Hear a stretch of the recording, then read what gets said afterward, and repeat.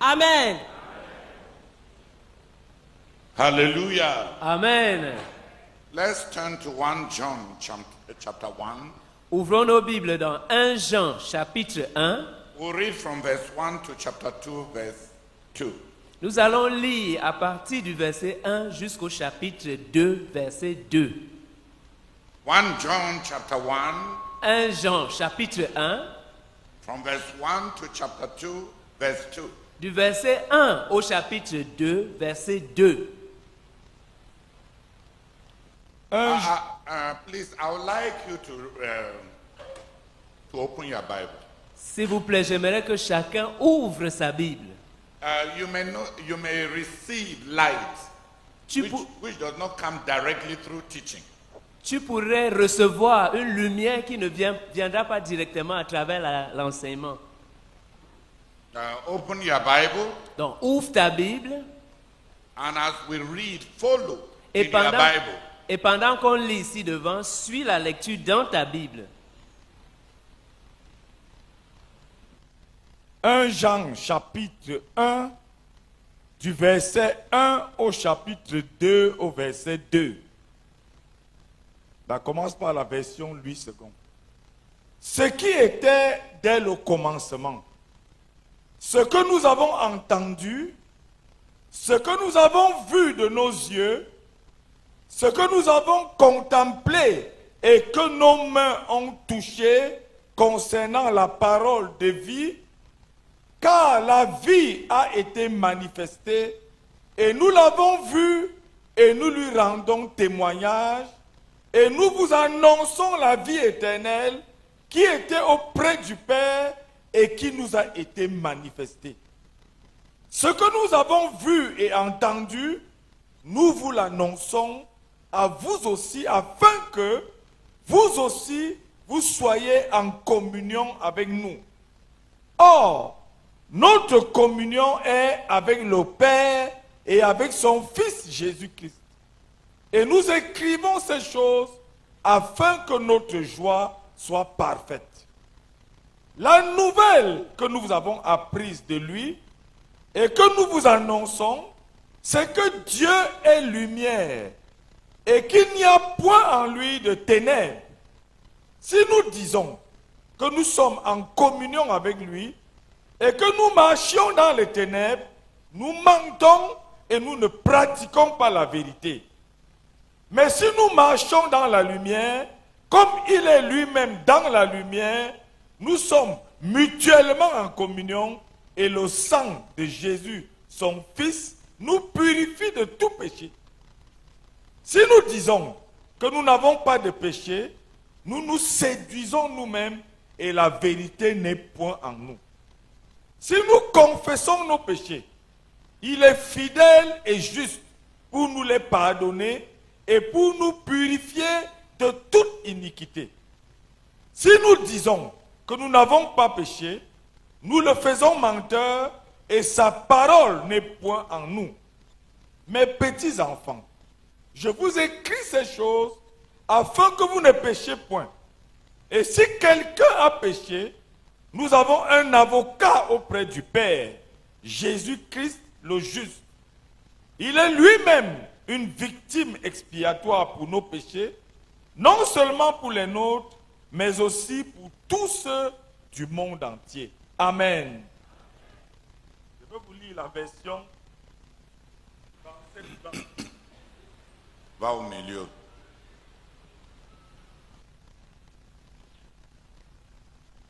Version français courant. Touche tes yeux et recommençons. Parce que Touch your eyes. And let's read again. follow, please. Suis, s'il te plaît. 1 Jean chapitre 1, du verset 1 au chapitre 2 au verset 2. Ce qui existait dès le commencement, nous l'avons entendu, nous l'avons vu de nos propres yeux, nous l'avons regardé et nos mains l'ont touché. Il s'agissait de la parole qui donne la vie. Cette vie s'est manifestée et nous l'avons vue. Nous lui rendons témoignage. Et c'est pourquoi nous vous annonçons la vie éternelle qui était auprès du Père et qui nous a été révélée. Ce que nous avons vu et entendu, nous vous l'annonçons à vous aussi. Ainsi, vous serez unis à nous dans la communion que nous avons avec le Père et avec son Fils Jésus-Christ. Et nous écrivons ceci nous-mêmes, afin que notre joie soit complète. Voici le message que nous avons entendu de Jésus-Christ et que nous vous annonçons. Dieu est lumière et il n'y a aucune obscurité en lui. Si nous prétendons être en communion avec lui, alors que nous vivons dans l'obscurité, nous sommes menteurs. Nous n'agissons pas selon la vérité. Mais si nous vivons dans la lumière, comme Dieu lui-même est dans la lumière, alors nous sommes en communion les uns avec les autres, et le sang de Jésus, son Fils, nous purifie de tout péché. Si nous prétendons être sans péché, nous nous trompons nous-mêmes et la vérité n'est pas en nous. Mais si nous confessons nos péchés, nous pouvons avoir confiance en Dieu car il est juste. Il pardonnera nos péchés et nous purifiera de tout mal. Si nous disons que nous n'avons pas péché, nous faisons de Dieu un menteur et sa parole n'est pas en nous. Mes enfants, je vous écris ceci afin que vous ne commettiez pas de péché. Mais si quelqu'un en commet, nous avons un avocat auprès du Père, Jésus-Christ le juste. Car Jésus-Christ s'est offert en sacrifice pour le pardon de nos péchés, et non seulement les nôtres, mais aussi ceux du monde entier. Amen. Dernière version. We are going to read the last version. Nous allons lire la dernière version. Parole vivante. No, we want only three versions. Parole vivante.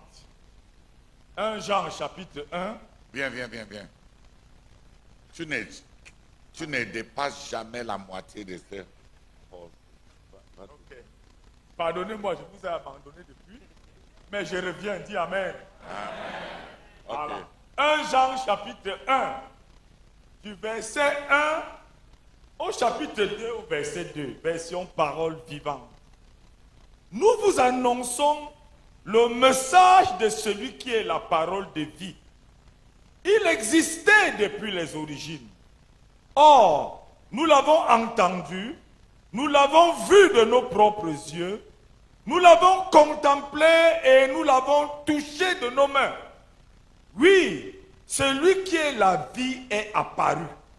La vie éternelle qui était de tout temps auprès du Père a été rendue visible à nos yeux. Nous en parlons à titre de témoin. Et nous vous annonçons, et nous vous l'annonçons. Je le répète, ce que nous avons réellement vu et entendu, nous vous l'annonçons parce que nous aimerions que vous soyez associés à nous dans cette communion dont nous jouissons avec le Père et avec son Fils Jésus-Christ. Si je vous écris ainsi, c'est pour que notre joie soit complète. Voici le message que nous avons entendu de Jésus-Christ et que nous vous transmettons. Dieu est lumière et il n'y a aucune trace d'obscurité en lui. Si nous prétendons être en communion avec lui, tout en menant notre vie loin de la lumière, nos paroles et nos actes constituent un mensonge. Nous n'agissons pas comme la vérité l'exige. Si par contre, nous vivons dans la lumière, tout comme Dieu lui-même est dans la lumière, nous sommes alors vraiment en communion les uns avec les autres et le sang répandu pour nous par Jésus son Fils nous purifie du péché sous toutes ses formes. Si nous prétendons être sans péché, nous nous trompons nous-mêmes. Nous vivons dans l'illusion et la vérité n'habite pas en nous. Mais si au contraire, nous reconnaissons que nous avons péché et si nous avouons nos fautes, nous pouvons nous lier à Dieu. il agira selon ce qu'il a promis. Et il agira selon ce qu'il a promis. Et ce qui est juste, il nous pardonnera de nos péchés, il nous pardonnera nos péchés et nous purifiera de tout ce qui n'est pas juste. Si nous affirmons, nous ne sommes pas pécheurs, nous contredisons sa parole et nous traitons Dieu de menteur. Son message n'a pas de place dans nos cœurs. Mes chers enfants, je vous écris tout ceci afin de vous éviter de pécher. Si toutefois il arrivait à quelqu'un de commettre un péché, nous avons un défenseur, Jésus-Christ, celui qui est sans péché. Il plaidera notre cause devant le Père. Ne fut-il pas lui-même la victime qui nous vaut la faveur de Dieu en expiant nos péchés, pas seulement les nôtres, mais aussi ceux du monde entier. Amen.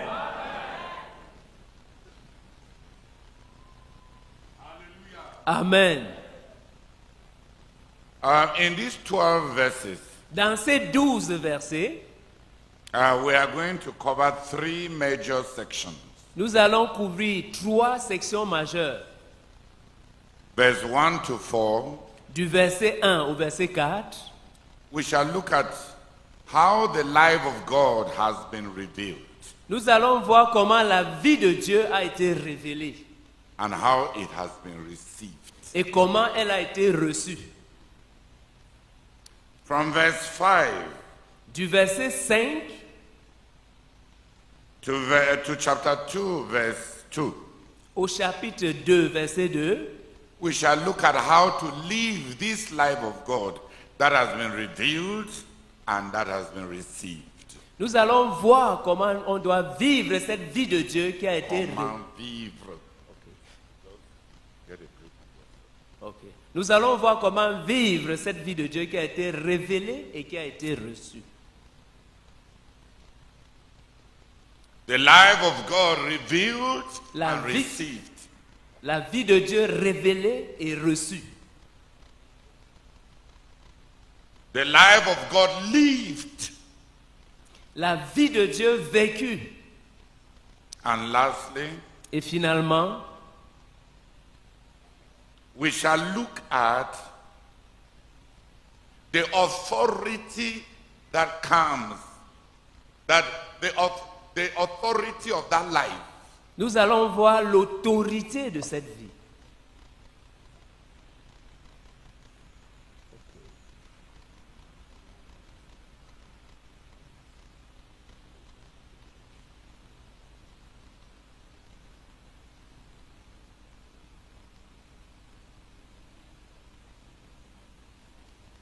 We shall look at the authority of that life. Nous allons étudier l'autorité. C'est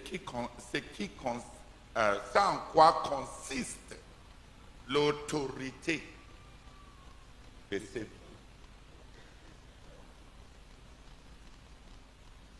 So we shall look at the life of God Donc nous allons étudier la vie de Dieu as it was manifested telle qu'elle a été manifestée and as it was received. et telle qu'elle a été reçue. We shall look at how to live that life of God received. Nous allons voir comment vivre cette vie de Dieu reçue. Nous allons voir comment vivre cette vie de Dieu qu'on a reçue. And we shall look at the authority that the life of God gives. Et nous allons voir l'autorité que cette vie de Dieu donne. The authority that life of God gives to those who have lived it. L'autorité que cette vie de Dieu donne à ceux qui l'ont vécu.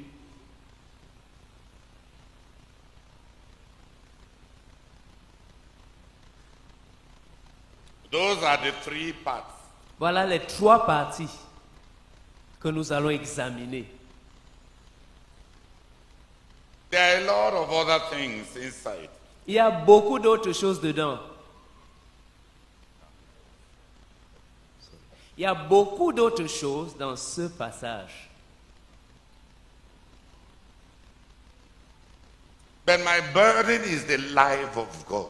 Mais mon fardeau, c'est la vie de Dieu. The practical living out of the life of God. Vivre pratiquement la vie de Dieu.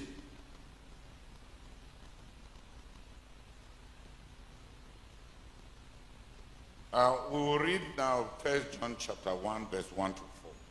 Maintenant, nous allons lire 1 Jean.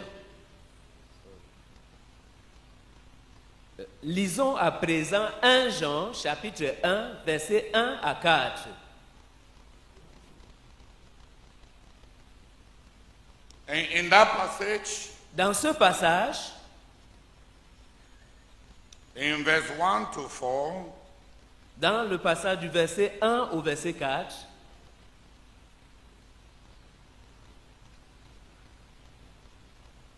du verset 1 au verset 4,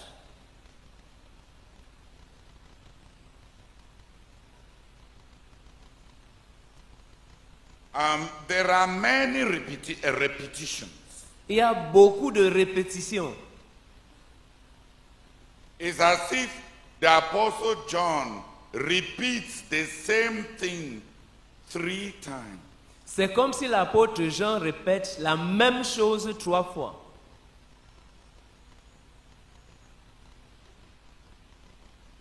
About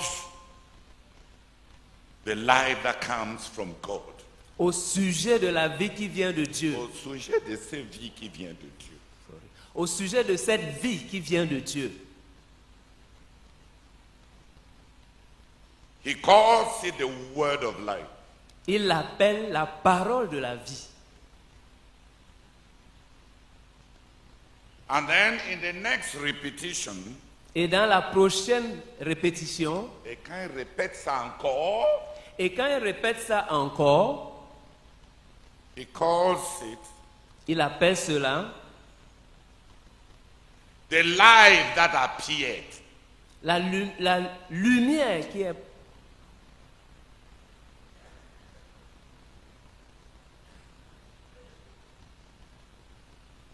Il appelle cela la vie qui a été manifestée. Please, I need you to listen. And I need you to understand.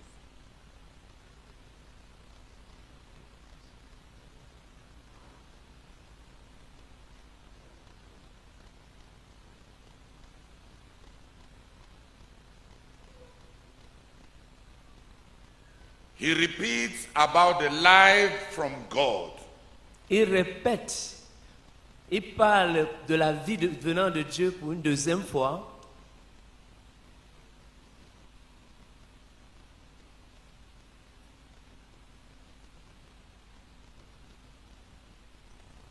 Il parle à répétition sur cette vie qui vient de Dieu. La première fois, il parle de cette vie comme la parole de vie. Et ce n'est pas anodin.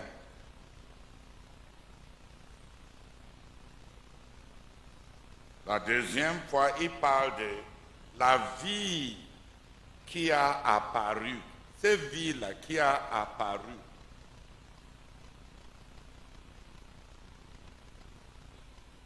La troisième fois, il parle de ça comme la vie éternelle là, qui était avec le Père.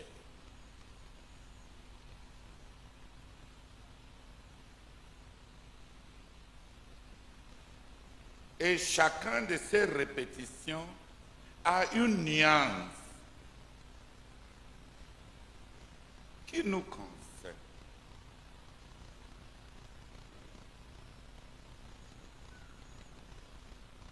Au verset 1,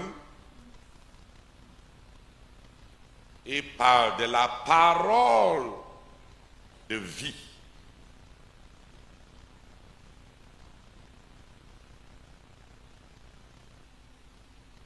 Et parole là-bas, c'est un P majuscule,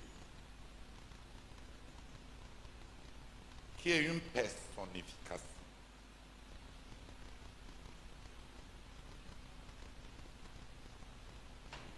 Et après, il parle de cette vie qui a apparu. Et quand il parle de cette vie qui a apparu, il fait tout pour utiliser l'article définitif et singulier, des lives.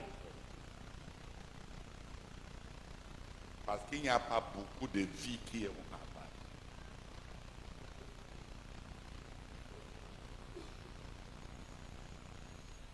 Et en dernier lieu,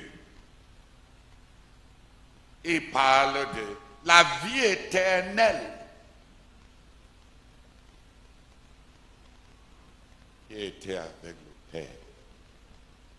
Il distingue la personne de cette vie qui a apparu de Dieu le Père.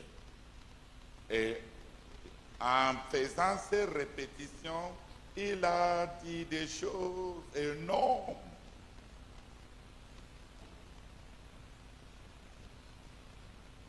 Il a identifié le Seigneur Jésus. Il a distingué le Seigneur Jésus de Dieu le Père. Il a parlé des 3 manifestations de notre Seigneur Jésus. C'est pour ça que je dis c'est un camp biblique.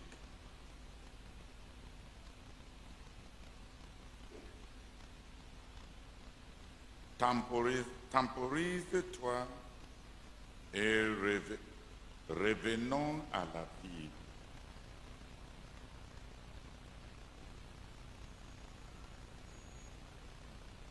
Lis les versets 1 à 4. 1 Jean chapitre 1 du verset 1 au verset 4. Nous vous annonçons le message de celui qui est la parole de vie. Il existait depuis les origines. Or, nous l'avons entendu, nous l'avons vu de nos propres yeux, nous l'avons contemplé et nous l'avons touché de nos mains. Oui, celui qui est la vie, oui, celui qui est la vie est apparu. La vie éternelle qui était de tout temps auprès du Père a été rendue visible à nos yeux. Nous en parlons à titre de témoin et nous vous l'annonçons. Je le répète, ce que nous avons réellement vu et entendu, nous vous l'annonçons parce que nous aimerions que vous soyez associés à nous dans cette communion dont nous jouissons avec le Père et avec son Fils Jésus-Christ. Si je vous écris ainsi, c'est pour que notre joie soit complète. Amen. And in those 4 verses,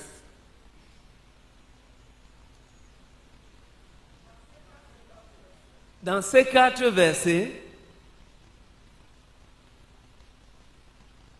the Bible tells us 9 things about the life that comes from God. la Bible nous dit 9 choses concernant la vie qui vient de Dieu. 9 serious things about the life that comes from God. 9 choses sérieuses concernant la vie qui vient de Dieu. That life has been from all eternity. Cette vie-là existe depuis toute éternité. It pre-existed the beginning. Elle a existé avant le commencement. There is the pre-existence, Il y a la préexistence, the eternity. l'éternité. The life of God La vie de Dieu pre-existed the beginning. a existé avant le commencement.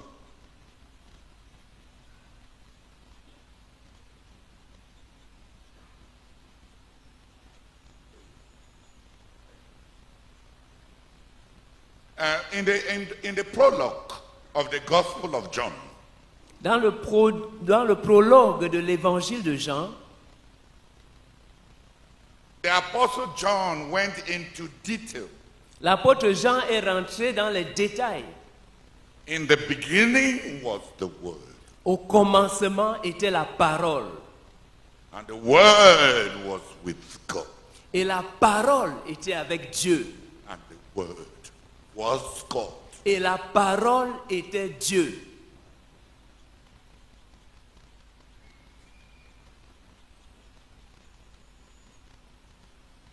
The same was in the beginning with God. Elle était au commencement avec Dieu.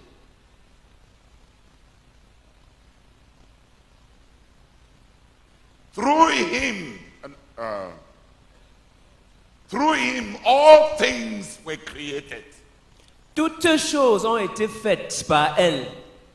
And without him, Et, sans lui, nothing was created that was created. et rien n'a été fait sans elle. Created. Et rien n'a été créé sans elle. In him was life. En elle était la vie. And that life was the light of men. Et cette vie était la lumière des hommes. And the light shines in the darkness. Et la lumière luit dans les ténèbres. And the darkness cannot and has never overcome it. Et les ténèbres ne peuvent pas et les ténèbres ne l'ont point reçu.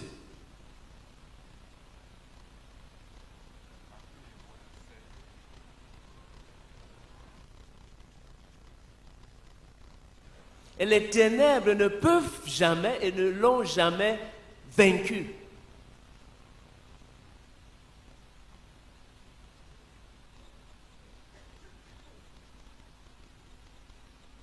John was taking an introduction of our Lord Jesus Jean était en train de faire une introduction de notre Seigneur Jésus as God, comme Dieu, as different from God. comme étant différent de Dieu, comme étant différent de Dieu, Comme Dieu, comme étant autre que Dieu. Donc, merci. Jean était en train de faire une introduction du Seigneur Jésus-Christ comme Dieu, comme étant autre que Dieu.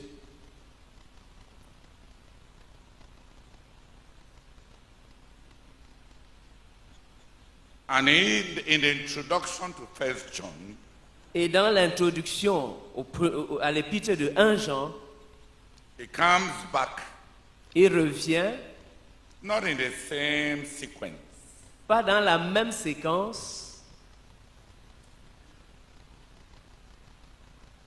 many believers Plusieurs croyants have not looked into the nature of the Lord Jesus. n'ont pas considéré la nature du Seigneur Jésus. Fully God, Pleinement Dieu, fully man. pleinement homme. With God, Avec Dieu, distinct from God. autre que Dieu. As God, Comme Dieu, apart from God. autre que Dieu.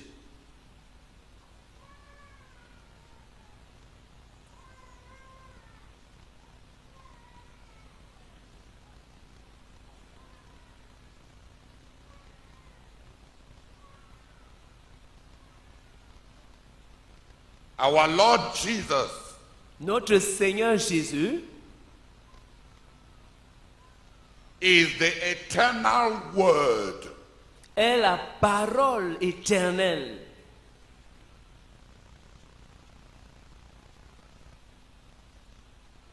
That is his pre-existence. Ça, c'est sa préexistence. Ça, c'est son existence avant le commencement. Le Seigneur Jésus, notre Seigneur Jésus, il est Jésus depuis qu'il a pris la forme d'un homme. Mais sa nature et son existence, avant de devenir homme, étaient comme la parole éternelle. Et Jean fait la distinction.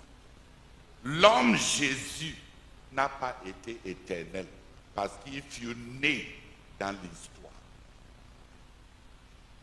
Mais le Christ de Dieu, qui est l'homme Jésus-Christ, préexistait comme la parole de Dieu.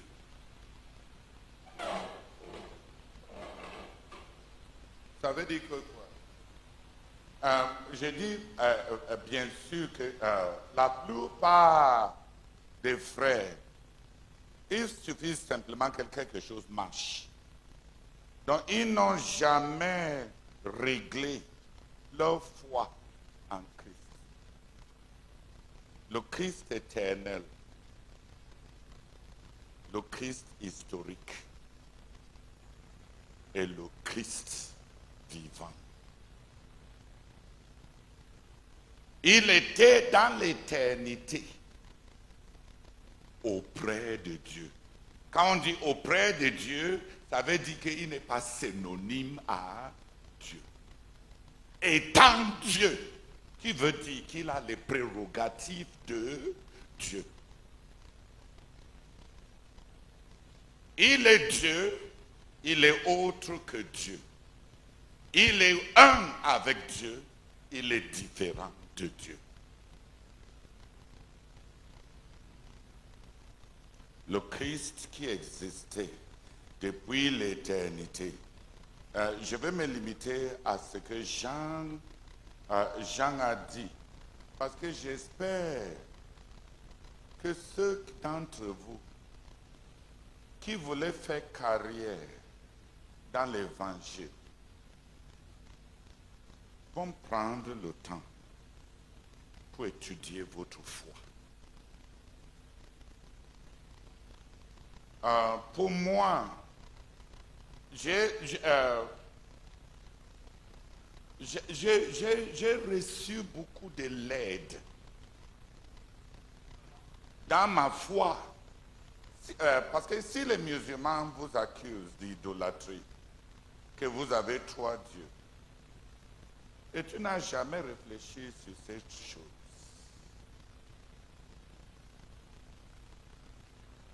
tu vas confronter ces musulmans. Comment?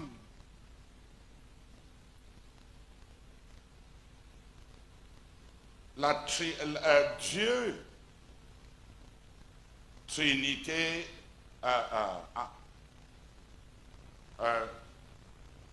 Dieu uni dans sa personne, existant séparément, comme trois personnes, pas comme les phases. Il n'y a pas une phase originelle de Dieu, une phase dérivée de Dieu et une phase sublimisée de Dieu. C'est-à-dire Dieu comme les blocs de glace, de glace en forme solide, et Dieu comme l'eau, et Dieu comme vapeur. Non. Dieu, le Saint-Esprit, n'est pas Dieu vapeur. Dis Amen. Amen. Et Dieu, le Fils, n'est pas Dieu l'eau liquide qu'on peut boire, c'est lui qu'on peut recevoir. Dis Amen. Amen. Et Dieu, le Père, n'est pas Dieu glace, c'est lui qui est solide. Dieu n'est pas en phase. Et quand on parle de l'unité dans son être, on n'est pas en train de présenter Dieu en phase. Dis Amen. Amen. Et quand Jean répond à ceux qui vont après croire pour nous parler de la préexistence de Jésus, le Christ, comme étant la parole de Dieu. Il a établi le pont dans la compréhension. Ça veut dire que quoi? Et pour ne pas entrer et sonder toute la signification de la préexistence de Christ comme étant la parole de Dieu. Quand Jean dit, au commencement était la parole.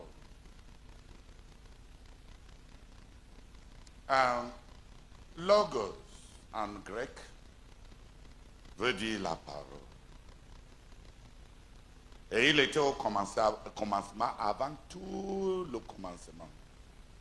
Ça veut dire quoi? C'est simple pour moi. Ce qui existe, dès que quelque chose existe, ça veut dire que la chose là a un nom, n'est-ce pas? On met une parole sur ça. Et la Bible dit, la parole qui a été mise sur ça, qui a donné à ça l'identité avant qu'elle n'existe, qui l'a précédé, était Dieu lui-même. Ça veut dire que toute chose existait d'abord en Dieu, comme un mot, comme une parole, comme la parole. Rien n'existe qui n'a pas de mots. Sans mots, c'est du rien. Avec les mots, c'est la parole. Avec ces paroles, il y a la préexistence qui précède cette chose-là. Et ces paroles étaient avec Dieu, venaient de Dieu, étaient Dieu, émanaient de Dieu. Il n'est pas une immanence seulement de Dieu, c'est-à-dire une projection de Dieu. Il est lui-même Dieu.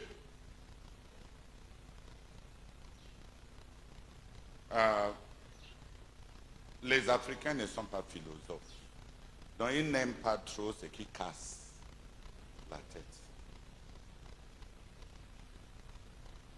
Mais Jean était en train d'aider les croyants au milieu de beaucoup de doctrines. C'est pour ça qu'il n'a pas commencé par Jésus-Christ était dès le commencement. Parce que s'il commence par Jésus-Christ était dès le commencement, il doit nier que Jésus était né.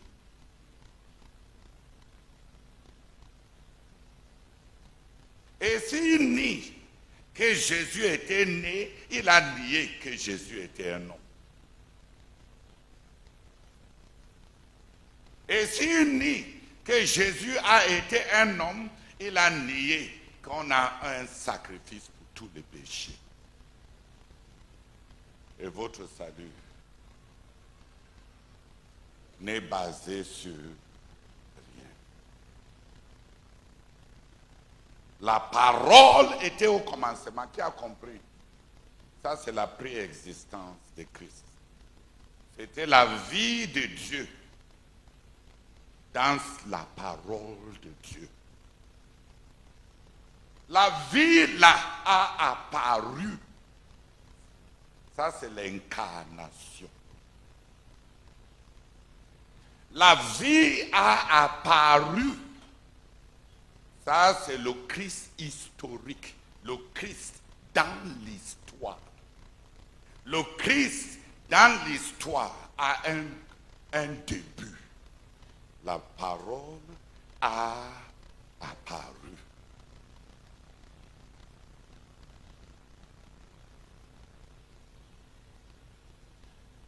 La parole a apparu.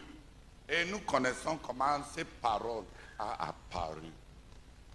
Dieu a parlé dans le sein de Marie. Et l'homme Jésus est né. La semence de Dieu, la parole de Dieu, la vie de Dieu. Donc il y a le Christ éternel, il y a le Jésus historique,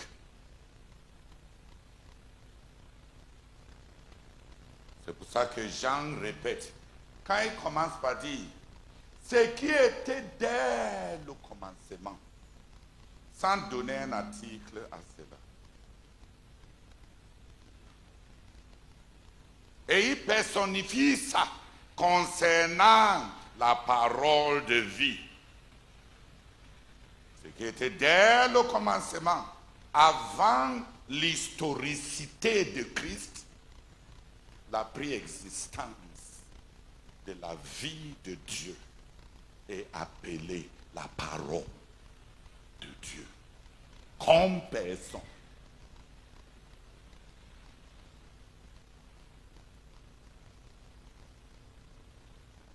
Et dans l'histoire, il y a à peu près 2000 ans, l'homme Jésus est né à Nazareth, à Bethléem. Et c'était une invasion. Dieu a transcendé l'existence éternelle, la préexistence éternelle, et a fait une incursion dans l'histoire du monde en la personne de Jésus de Nazareth, pour venir. I mean, why are you sleeping? You see what I mean by we don't want to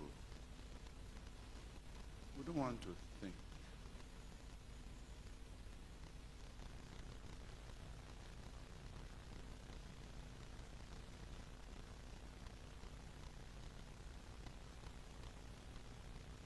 Dans l'histoire, Jésus de Nazareth est né comme Dieu qui fait une incursion. Dieu qui franchit la barrière de l'éternité pour entrer dans le temps. Dieu qui franchit la barrière de l'intangible pour devenir forme. Dieu qui franchit l'invisibilité pour paraître dans la scène de la drame humaine.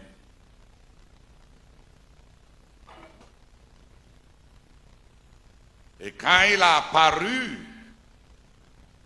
sur la scène humaine, il a apparu comme Jésus de Nazareth.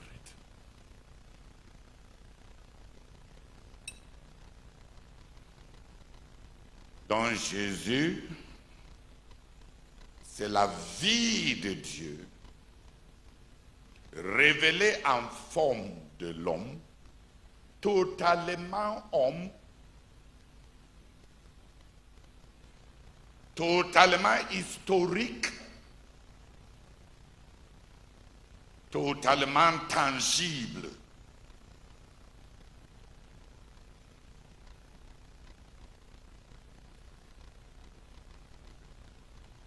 Alléluia.